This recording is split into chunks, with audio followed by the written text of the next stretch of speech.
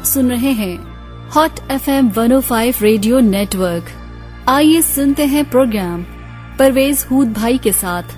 मेजबान है मारूफ साइंसदान और दानिश्वर परवेज हूद भाई।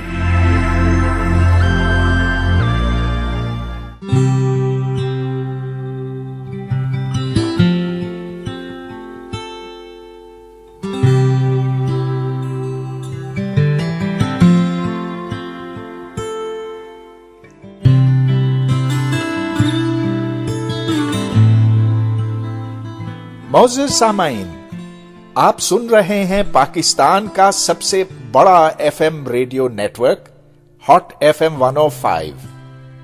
चांद हमारे लिए कितना अहम है और शायरों और माशूकों के लिए इससे भी ज्यादा। लिहाजा ये बहुत ही मुनासिब होगा अगर आज का प्रोग्राम चांद के बारे में हो।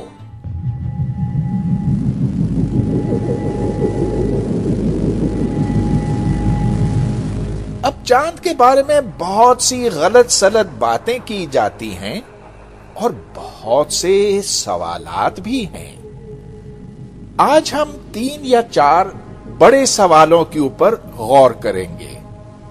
सबसे पहले, क्या इंसान वाकई चांद के ऊपर पहुंचा था और वहां पर पहुंचकर क्या उसने चहलकदमी भी की थी? 3, 2, 1, 0. All engine running. Liftoff. We have a liftoff. 32 minutes past the hour. Liftoff on Apollo 11. Roger, we got a roll program. Tower cleared. Roger, roll.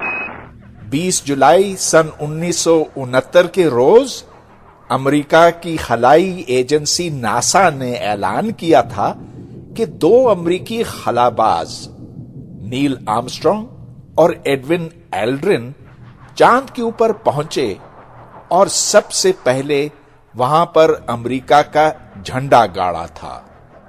फिर हर कुछ माह बाद दूसरे खलाई जहाज चांद पर रवाना कर दिए गए और कुल 6 ऐसे मिशन थे और 12 अमेरिकी खलाबाज जो चांद के ऊपर पहुंचे और जहां उन्होंने मुख्तलिफ साइंसी तजर्बात का आगाज किया था। यकीनन चांद के ऊपर इंसान का पहुंचना एक बहुत ही बड़ा कारनामा था, लेकिन कुछ लोग ऐसे हैं जो कहते हैं कि ऐसा हुआ ही नहीं। उनका कहना है कि यह सब धोखाधड़ी है, फ्रॉड है। अब बाज दफा शक एक लाइलाज मर्ज की तरह होता है और इस मामले में इतने सारे बेजा एतराजात उठाए गए हैं कि मेरे लिए यहां पर हर एक का जवाब देना मुमकिन नहीं। अलबत्ता यहां पर मैं चंद एक एतराजात को गलत साबित करूंगा। एक एतराज ये कि जो झंडा चांद के ऊपर गाड़ा गया था वो हिलता हुआ लहराता हुआ नजर आता है। याद रहे कि ये लाइव टीवी ब्रॉडकास्ट पर देखा जा रहा था। अब जाहिर है चांद के ऊपर तो कोई हवा नहीं हो सकती, कोई फिजा नहीं है, उधर हवा नहीं चल सकती। तो बाज लोगों ने एकदम ये कहा ये तो फ्रॉड है। अब हकीकत में जब ये झंडा गाड़ा गया तो थोड़ी देर के लिए ये हिला जरूर, लेकिन वो हवा के गुजर से नहीं। ये सिर्फ एक नॉर्मल हरकत थी। मेरा मतलब ये कि अगर आप किसी दरवाजे को हल्का सा धक्का दें तो हां शुरू में वो हरकत करेगा और कुछ देर के बाद रुक जाएगा, हवा चल रही हो या ना चल रही हो। इस फिल्म को अगर आप देखें तो वो झंडा लहराता हुआ फड़फड़ाता हुआ नहीं दिखाई देता।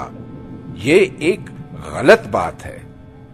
अब कुछ और लोग ये इतराज करते हैं कि इंसान का चांद के ऊपर जाना इसलिए मुमकिन नहीं कि खला में ऐसी खतरनाक ताबकारियां हैं जो इंसान को मार डालती हैं।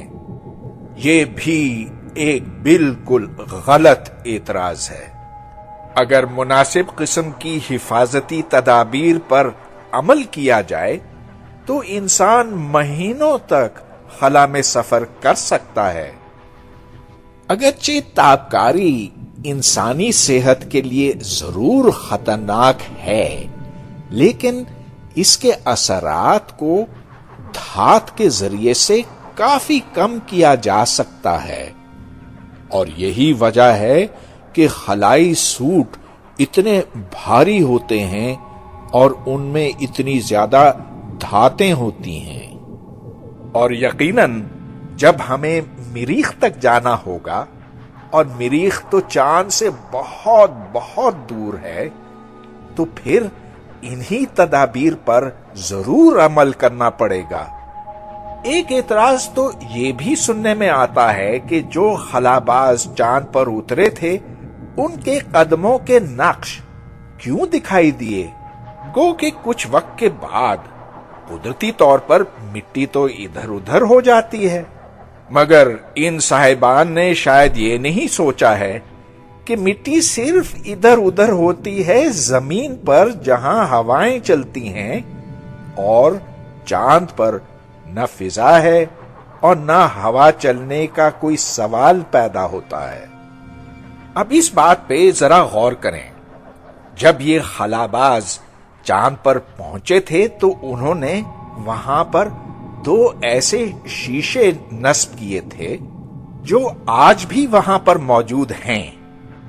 زمین سے ہم ان شیشوں کے اوپر لیزر کی شعاعیں مار سکتے ہیں، اور جتنا وقت ان کو جانے اور واپس آنے میں لگتا ہے اس سے ہم حساب بھی لگا سکتے ہیں کہ چاند ہم سے کتنی دور ہے، یہاں تک کہ ہم چند ملی میٹر یعنی کہ 1 انچ کے 1000ویں حصے تک ہم چاند کا فاصلہ زمین سے معلوم کر سکتے ہیں۔ ان شیشوں سے نہ صرف امریکہ نے استفادہ کیا ہے لیکن روس اور چین بھی کرتے ہیں۔ اور ذرا سوچئے، اگر امریکہ نے اس معاملے میں بے ایمانی کرنے کی کوشش کی ہوتی تو اس کے حریف ممالک اسے بہت جلد بے نقاب کر دیتے۔ اور یہ بھی سوچیں کہ آخر چاند پر جانا آج کل کے زمانے میں کون سا بڑا کمال ہے؟ اب تو نظام شمسی کے ہر سیارے کے نزدیک ہم پہنچے ہیں، اور مریخ پر روبوٹ اتر بھی چکے ہیں۔ مگر ایسے اعتراضات کرنے والوں کو خدا ہی سمجھا سکتا ہے۔ اب چھوڑے ان باتوں کو، میں آپ سے ایک سوال کروں گا، چاند کا فائدہ کیا ہے؟ میرا مطلب یہ انسانوں کے لیے۔ ہاں، جب چاندنی ہوتی ہے تو ہمیں چیزیں دکھائی دیتی ہیں اور بڑی پیاری، بڑی خوبصورت لگتی ہیں۔ پھر چاند کی وجہ سے سمندروں میں مد و جزر ہوتا ہے۔ شاید آپ سوچتے ہوں گے کہ چاند کے اوپر بڑی قیمتی معدنیات ہوں گی جن کو ہم زمین پر لا سکتے ہیں، مگر یہ ممکن نہیں کیونکہ یہ بڑا ہی مہنگا کام ہوگا۔ تو مختصر یہ کہ چاند کے ہونے یا نہ ہونے سے انسان کے لیے کوئی بہت بڑا فرق نہیں پڑتا، لیکن اگر چاند کے اوپر پانی ہے تو اس سے بہت بڑا فرق پڑے گا۔ آپ جانتے ہیں کہ بغیر پانی کے زندگی کا ہونا ممکن نہیں۔ زمین پر پانی تو وافر مقدار میں ہے، یہاں تک کہ ہم اس کے بارے میں بعض دفعہ سوچتے بھی نہیں ہیں۔ یا چلیے، اگر آپ کو 1 لیٹر کی بوتل نیسلے کے پانی کی چاہیے تو وہ آپ کو 20-30 روپے میں مل جائے گا، لیکن اسی پانی کو اگر آپ اوپر خلا میں لے جائیں، میرا مطلب یہ کہ چند 100 کلومیٹر اوپر جہاں مصنوعی سیارے زمین کے گرد گھومتے ہیں، تو اسی پانی کی قیمت 15 سے 20 ہزار ڈالر ہوگی، جس کا مطلب ہے 15 سے 20 لاکھ روپیہ 1 لیٹر پانی کے لیے۔ اس لیے کہ آپ کو وہ راکٹ چاہیے ہوگا راکٹ کے سارے لوازمات اور ایندھن، اور یہ بڑا ہی مہنگا کام ہے۔ ذرا سوچئے، اگر ہمیں دوسرے سیاروں پر جانا ہے تو یہ پانی کہاں سے آئے گا؟ اگر زمین سے لے جایا جائے یہ تو ایک انتہائی مہنگا کام ہوگا۔ ہاں، کچھ دمدار ستارے ضرور ایسے ہیں جو پانی کے برف کے بنے ہوئے ہیں، لیکن ان کا پیچھا کرنا اور ان کو پکڑنا یہ ایک بڑا مہنگا کام بنے گا، اس لیے کہ آپ کو اس سے بھی بڑے راکٹ کی ضرورت پڑے گی اور اس کا ایندھن اور اس کے لوازمات، لہذا یہ ایک بہت بڑی رکاوٹ ہے۔ مگر اس بات کا خاصا امکان ہے کہ چاند کے اوپر پانی موجود ہے، البتہ یہ پانی منجمد حالت میں ہوگا، ادھر کوئی نہریں، کوئی چشمے نہیں ہیں۔ اس کی وجہ یہ ہے کہ دن کے وقت، مطلب یہ کہ جب سورج کی شعاعیں چاند کی سطح کے اوپر پڑتی ہیں تو وہاں شدید گرمی کا عالم ہوتا ہے اور یہ برف پگھل جاتی ہے، پانی پھر بخارات میں تبدیل ہو جاتا ہے اور یہ پھر خلا میں ضائع ہوتا ہے۔ چاند کے اوپر پانی کہاں سے آیا؟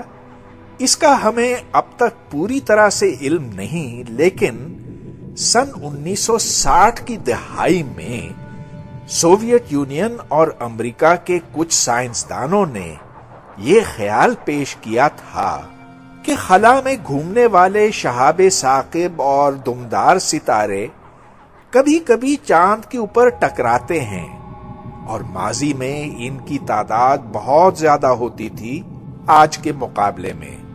اس میں سے کچھ پانی تو ضرور ضائع ہو گیا، لیکن انہوں نے حساب لگایا کہ شمالی اور جنوبی قطب، میرا مطلب یہ کہ چاند کے شمالی اور جنوبی قطب پر یہ پانی اب بھی موجود ہو سکتا ہے۔ تو پھر یہ کیسے پتا کیا جائے کہ چاند کے اوپر اصل میں پانی ہے کہ نہیں؟ امریکہ اور روس کے خلائی جہازوں نے چاند کے گرد کئی دفعہ چکر لگائے ہیں اور اس کا کچھ اشارہ بھی ملا ہے۔ اب اس بات کی تصدیق ہو چکی ہے۔ سن 2008 میں ہندوستان کا خلائی جہاز منگلیان نے چاند کے گرد کئی چکر لگائے اور اس کے اوپر جو خاص آلات تھے ان سے یہ پتا چلا کہ چاند کے اوپر پانی ضرور موجود ہے، البتہ اس کی مقدار کا اس وقت ہمیں صحیح معلوم نہیں۔ جو سوال میں نے آپ سے کیا تھا اس کا جواب یہ ہے کہ اگر چاند کے اوپر واقعی کافی مقدار میں پانی موجود ہے تو پھر چاند ہمارے لیے ایک بس کے اڈے کی طرح ہو سکتا ہے۔ میرا مطلب یہ کہ جب انسان کو ضرورت پڑے گی دوسرے سیاروں تک پہنچنے کے لیے تو اس کے لیے ظاہر ہے پانی بھی ساتھ لے جانا ہوگا۔ ہاں، یہ بات درست ہے کہ اگر آپ چاند سے آگے لے جاتے ہیں پھر بھی وہ کام مفت نہیں ہوگا۔ البتہ چاند کے اوپر کشش ثقل یعنی کہ گریوٹی زمین کے مقابلے میں 6 گنا کمزور ہے۔ اس کا مطلب یہ بنا کہ اگر 1 لیٹر پانی کو آگے لے جانا ہو دوسرے سیاروں کی طرف تو یہ کام نسبتاً 6 گنا زیادہ آسان ہوگا اور خرچہ 6 گنا اسی حساب سے کم ہوگا۔ میرے خیال میں چاند کا خلائی اڈا بن جانا بہت زیادہ دور کی بات نہیں ہے۔ شاید ایسا اگلے 100 یا 200 سال کے اندر ہی ہو جائے۔ وہاں پر پانی کے ہر بوند کی وہ قیمت ہوگی جو زمین کے اوپر ہیرے کی ہوتی ہے۔ تو پھر اس سے سوال اٹھتا ہے کہ یہ پانی کس کی ملکیت ہوگی؟ اب بریک کا وقت ہوا چاہتا ہے۔ بریک کے بعد ہم اس سوال پر اور اس جیسے دوسرے سوالوں پر غور کریں گے، تو ساتھ رہیے گا۔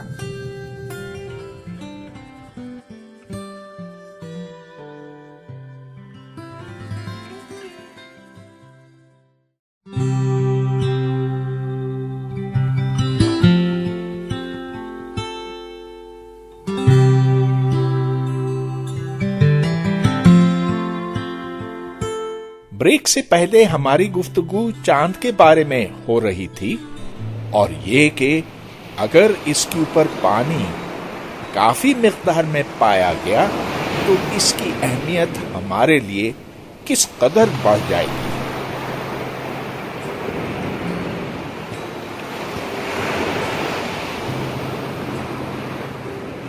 میں ہوں پرویز ہود بھائی اور اب ہم اس گفتگو کو جاری رکھیں گے، لیکن اس سے پہلے میں آپ سے جاننا چاہتا ہوں کہ کیا آپ کو کوئی پلاٹ خریدنا ہے؟ آج کل تو سبھی لوگ پلاٹ خریدنے کے چکر میں ہیں۔ کوئی کہتا ہے کہ پلاٹ بحریہ ٹاؤن میں خریدو، کوئی کہتا ہے ڈیفنس ہاؤسنگ سوسائٹی، اور اب تو سینکڑوں سوسائٹیاں ہیں۔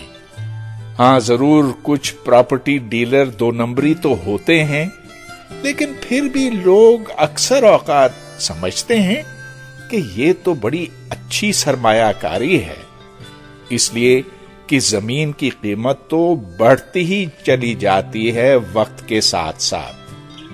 تو کیا آپ کو بھی پلاٹ خریدنا ہے؟ لیکن زمین پر نہیں، چاند پر۔ ارے یہ تو بڑی عجیب سی بات لگتی ہے، لیکن ایک شخص پچھلے 30 سال سے پلاٹ فروخت کرتا آیا ہے چاند پر، اور اس کا نام ہے ڈینس ہوپ۔ یہ ایک امریکن ہے جو کہتا ہے کہ اب وہ دنیا کا امیر ترین انسان بن گیا ہے۔ چاند اس کی ملکیت کیسے بنی؟ اس کا کہنا ہے کہ اس نے اقوام متحدہ کو ایک خط بھیجا جس میں اس نے معلوم کیا کہ کیا کوئی ایسا قانون ہے جو یہ کہتا ہو کہ ایک فرد چاند کا مالک نہیں ہو سکتا یا اس پر زمین خرید نہیں سکتا۔ جب اس کو کوئی جواب موصول نہیں ہوا تو اس کے بعد اس نے اخبارات میں یہ اعلان کر دیا کہ اب وہ چاند کا مالک بن گیا۔ اب وہ یہ دعویٰ کرتا ہے کہ اس نے سارے سیارے اور سورج بھی خرید لیا ہے۔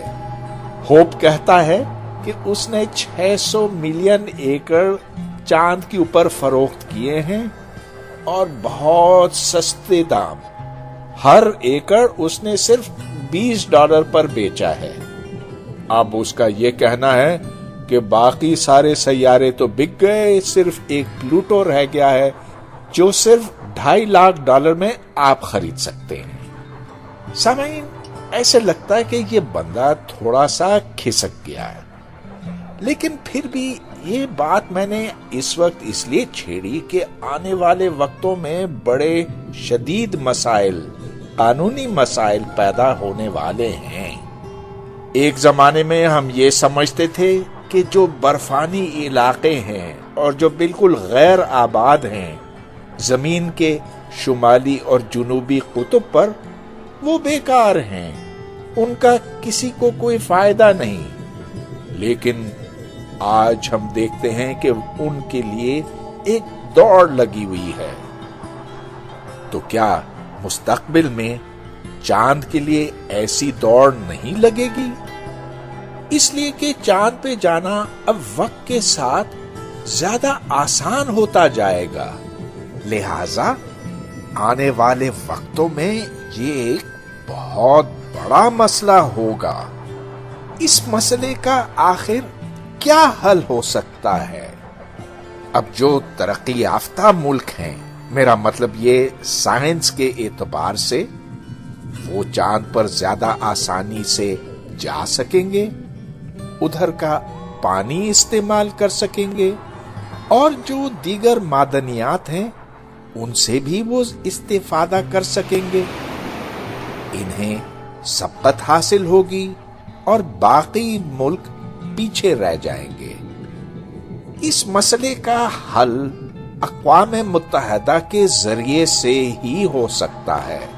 اقوام متحدہ تمام انسانوں کا ترجمان ہے اور وہاں پر قانون سازی کے ذریعے سے یہ بات ہمیں منوانی ہوگی کہ ہر ملک کو ہر فلکی اجسام پہ برابر حق حاصل ہے۔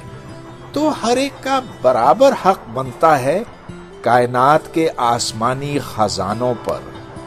یہ انصاف کا تقاضا بھی ہے اور مستقبل میں امن کا ضامن بھی ہے۔ اب جو پروگرام کا باقی وقت رہ گیا ہے اس میں میں آپ کو یہ بتاؤں گا کہ چاند کیسے بنا۔ ہاں، جب آپ چھوٹے تھے تو چاند کو چندا ماموں پکارتے تھے، اور شاید آپ کے ذہن میں یہ ہو کہ یہ چاند ہمیشہ سے تھا، مگر اس چاند کی بھی پیدائش ہوئی تھی، اور وہ تقریباً 4 یا 4.5 ارب سال پہلے۔ چاند کیسے بنا اس کا آج ہمیں پوری طرح سے یقین نہیں ہے۔ 2 یا 3 مختلف صورتیں ہو سکتی ہیں، لیکن سائنس کی دنیا میں ایک سوچ اب زیادہ مقبولیت حاصل کر رہی ہے۔ مختصراً یہ، کائنات میں کہیں ایک ستارہ پھٹا تھا، اس ستارے کو سپر نووا کہتے ہیں۔ اس سے جو ملبہ نکلا وہ کائنات کے مختلف حصوں میں پھیلتا چلا گیا، اور پھر کشش ثقل کے باعث کچھ حصہ اس ملبے کا اکٹھے ہونے لگا۔ جب یہ اکٹھے ہوا تو اس کے مختلف ٹکڑے بنے۔ جو سب سے بڑا ٹکڑا تھا وہ کشش ثقل کی وجہ سے سکڑتا چلا گیا اور سکڑتا چلا گیا، اور بالآخر اس میں ایک نیوکلیائی عمل شروع ہوا، اور اس طرح ہمارا سورج وجود میں آیا۔ جو چھوٹے ٹکڑے تھے وہ سورج کے گرد گھومتے رہے، اور وہ اس وقت اتنے گرم تھے کہ وہ پگھلی ہوئی حالت میں تھے۔ بالآخر وہ ٹھنڈے ہوئے۔ جو ٹکڑے سورج کے گرد گھومتے رہے ان کو آج ہم سیارے کہتے ہیں۔ زمین بھی ان میں سے ایک سیارہ ہے۔ لیکن چلیے اب ہم اس بات پر آتے ہیں کہ چاند کہاں سے آیا۔ تو جیسا کہ میں عرض کر چکا ہوں، ایک خیال آج زیادہ مقبولیت حاصل کر چکا ہے کہ ایک تیسرا جسم تھا جو تقریباً مریخ جتنا بڑا تھا۔ یہ جسم پھر زمین کے ساتھ ٹکرایا، اور یہ تصادم اتنا شدید تھا کہ زمین کا ایک بڑا حصہ الگ ہو گیا، اور یوں ہمارا چاند وجود میں آیا۔ جو چاند سے مٹی واپس لائی گئی ہے زمین کے اوپر، اس کا تجزیہ کیا گیا ہے کیمیائی طریقوں سے، جس سے یہ ثابت ہوتا ہے کہ زمین اور چاند کے اوپر مٹی میں کافی مماثلت ہے۔ جو تیسرا جسم تھا، ظاہر ہے کہ اس کا مادہ بھی چاند کے اندر موجود ہے، لہذا ہمارا چاند اس تیسرے جسم اور زمین دونوں کے ملاپ سے بنا۔ ہمیں اس تیسرے جسم کے بارے میں کچھ زیادہ معلوم نہیں، البتہ اس کو تھیا کا نام دیا گیا ہے، اور یہ اب کہیں خلا میں گھوم رہا ہوگا اس زبردست تصادم کے بعد۔ لیکن چلیے اس بات پر آتے ہیں کہ چاند انسانوں کے لیے تحیر کا باعث کیوں رہا ہے۔ اب دیکھیے، آپ کی بھی دلچسپی ہے، اس لیے کہ آپ یہ پروگرام چاند کے اوپر سن رہے ہیں۔ میرے خیال میں اس دلچسپی کی کچھ 2-3 بڑی وجوہات ہیں۔ سب سے پہلے یہ کہ چاند آسمان میں سب سے زیادہ چمکدار جسم ہے، ماں سوائے سورج کے۔ ہاں، چاند سورج کی طرح بالکل نہیں ہے، یہ اپنی روشنی نہیں پیدا کرتا، یہ صرف اس روشنی کو منعکس کرتا ہے جو سورج کی اس کے سطح کے اوپر پہنچتی ہے۔ لیکن منعکس کرنے کا یہ مطلب نہیں کہ یہ کوئی آئینے یا شیشے کی طرح ہے۔ چاند کی سطح کسی صورت ہموار نہیں ہے۔ ہماری زبان میں چاند کو خوبصورت سمجھا جاتا ہے اور کہتے ہیں کہ اس کی صورت تو چاند جیسی ہے، لیکن اصل میں چاند کی سطح کے اوپر بڑے بڑے کھڈے ہیں، دھبے ہیں، اور وہاں پر کچھ آتش فشاں پہاڑ بھی ہیں۔ یہ آتش فشاں پہاڑ اب تو خاموش ہو گئے ہیں، ان میں سے کوئی لاوا نہیں پھوٹتا، اور یہ کیفیت کئی ارب سال سے رہی ہے۔ لیکن اس سے پہلے ویسا ہی لاوا پھوٹتا تھا ان سے جیسا کہ ہم زمین پر دیکھتے ہیں۔ اب بھی چاند اندر سے کافی گرم ہے، حتیٰ کہ جو اس کے اندر لوہا ہے وہ پگھلی ہوئی حالت میں اب بھی ہے۔ ایک اور بڑی دلچسپ بات، چاند کا دائرہ ٹھیک اتنا ہے کہ جب چاند سورج اور زمین کے بیچ میں آ جاتا ہے تو سورج مکمل طور پر ڈھپ جاتا ہے۔ اس کو سورج گرہن کہتے ہیں۔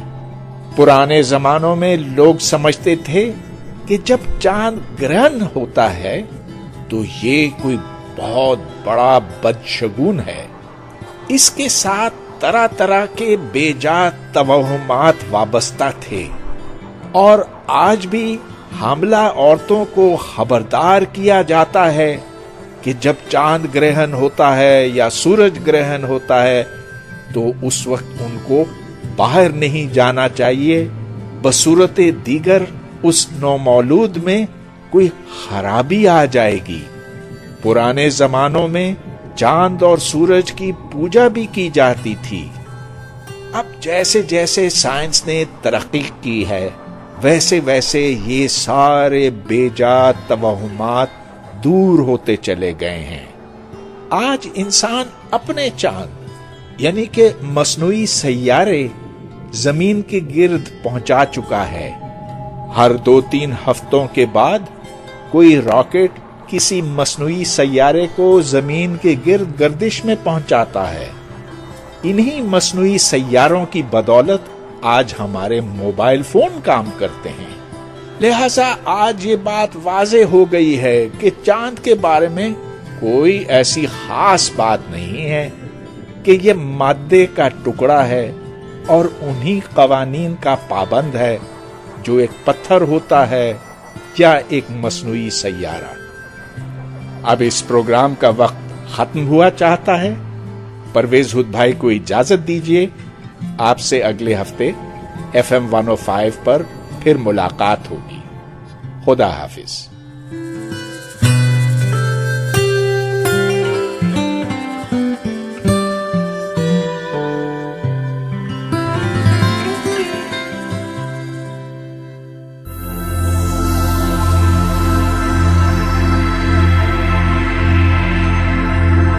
آپ نے پروگرام سنا پرویز ہود بھائی کے ساتھ۔ میزبان تھے پرویز ہود بھائی، اور یہ پیشکش تھی hot FM 105 radio network کی۔